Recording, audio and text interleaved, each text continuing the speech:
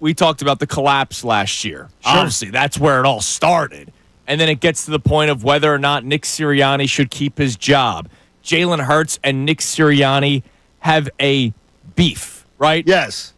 Jalen Hurts never really said anything glowingly about Nick Sirianni. There was a lot of reporting being done about the disconnect between the two of them. Like, this was a legit beef that had to be worked out during training camp. And then even after the season started, it wasn't necessarily worked out, and we needed the reporting of Jay Glazer to tell us that Brandon Graham went to Jalen Hurts' house during the bye week and said, yo, dude, lighten up. And, of course, Big Dom found a way to insert himself right into the story. Yes, he was a part of the story as well. I wonder where Jay got the info. It's amazing. So there was a lot that the team had to overcome, and then you fast forward to the Panthers game where it was hideous. You and I were both in the building for that one, and A.J. Brown talks about the passing offense and how it needs to improve. Right. And then Brandon Graham opens up his mouth about the beef between Jalen Hurts and A.J. Brown, to which recently A.J. Brown has confirmed it. Remember all the crap that we had to deal with? You guys are making up stories. You're making this story up, even though Brandon Graham straight up freaking said it,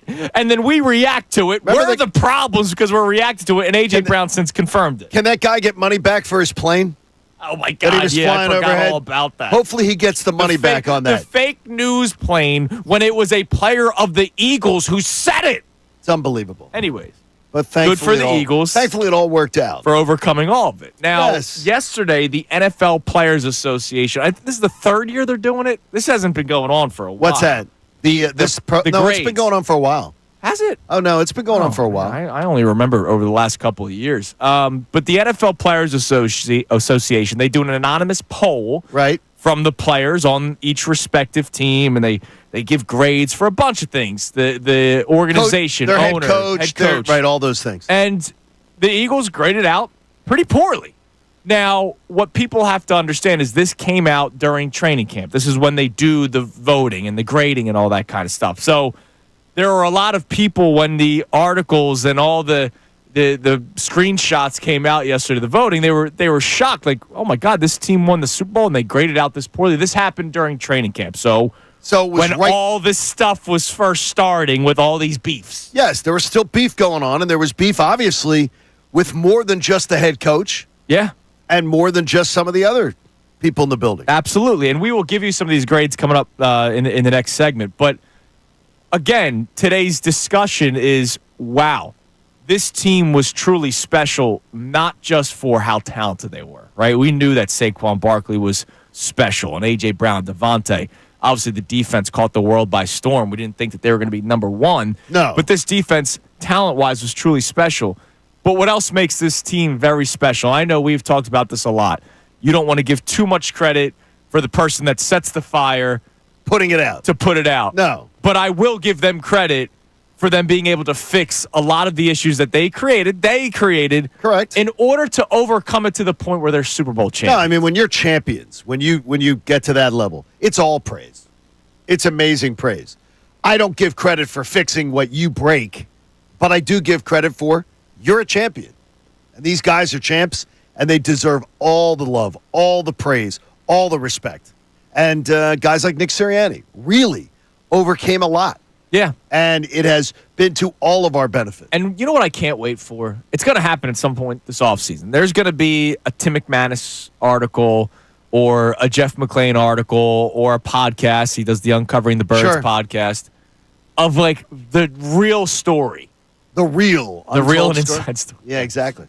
Of what the hell was going on the first, like, half of the season or maybe first third of the season. Because I don't think these grades got better over the first couple weeks of the season. No. Like, we know the bye week was a big part of this season, and then obviously the next week is when Nick Sirianni has his meltdown against the Browns. Like, I don't think the bye week, these grades may have actually been lower. It could have been. On a lot of these issues. They were losing. Yeah.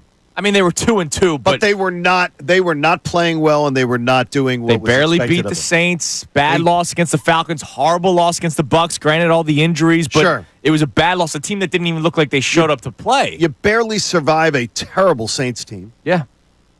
And then it all comes together. And so I can't wait for that story to come out. Like, what was the moment? It wasn't just the offensive lineman going to Sirianni saying, let's run the ball more. That may have been the moment that changed the offense for the better.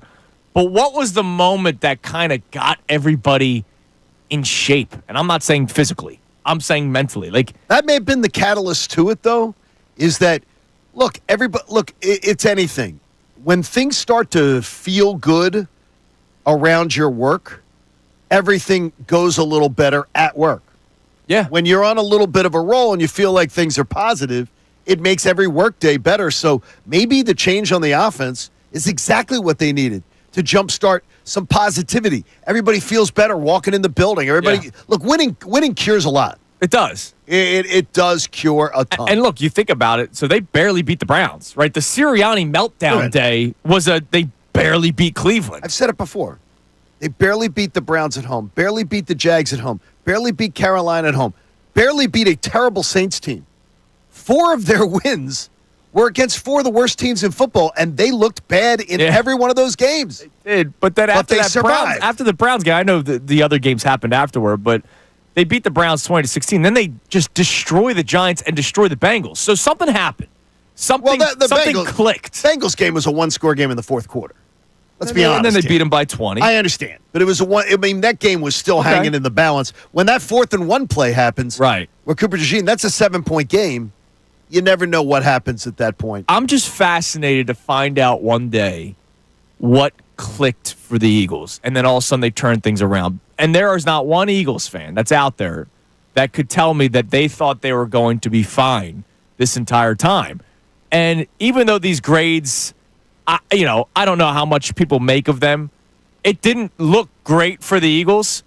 This was when everything was kind of going poorly. Yes. So something happened. Well, it was when everybody was showing up to start a brand new year. And it's obvious that there was still dissension with the head coach. And you were talking about, well, the coach still got a good grade. Well, we'll get into that coming up next. Those type of things. But I'm saying to you is there was still dissension going on. Right. In the ranks. So thank you so much for checking out our content on the 97.5 The Fanatic YouTube channel. Hope you enjoyed the video. And remember, you can always be checking the playlist. There may be something you missed from one of our shows during the day that you want to go back and check out. So every time you like a video, like it, subscribe to the channel, and you'll have that great content coming to you every single day. You're greatly appreciated.